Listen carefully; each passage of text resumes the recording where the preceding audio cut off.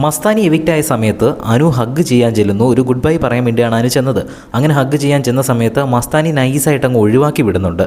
മസ്താനി വീട്ടിലേക്ക് കയറിയ സമയത്ത് അനു ആയിരുന്നു ഒരു ഫേവറേറ്റ് ആയിട്ട് ഉണ്ടായിരുന്നത്. അനുവിൻ്റെ കൂടെ നിന്നാണ് ആദ്യം ഗെയിം കളിക്കാൻ സ്റ്റാർട്ട് ചെയ്തത്. മസ്താനി അനുവിൻ്റെ അടുത്ത് മാത്രമല്ല അവിടെയുള്ള മിക്കവരുടെ അടുത്തും യാത്ര പറയാൻ വേണ്ടി അങ്ങോട്ട് ചെന്ന മിക്കവരുടെ അടുത്തും മസ്താനി ഇതേ രീതിയിൽ തന്നെയാണ് പെരുമാറിയത്.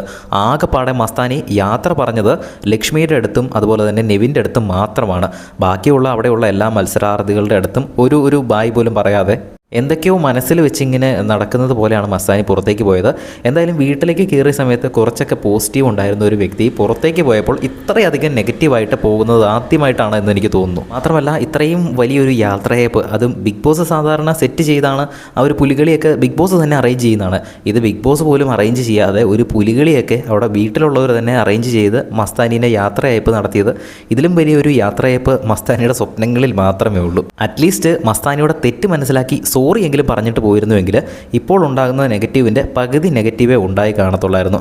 എന്തായാലും മസ്താനി ഒഫീഷ്യലി വീട്ടിൽ നിന്ന് എവിക്റ്റ് ആയിരിക്കുകയാണ്. കൂടുതൽ അപ്ഡേറ്റ്സുമായി വീണ്ടും വരാം.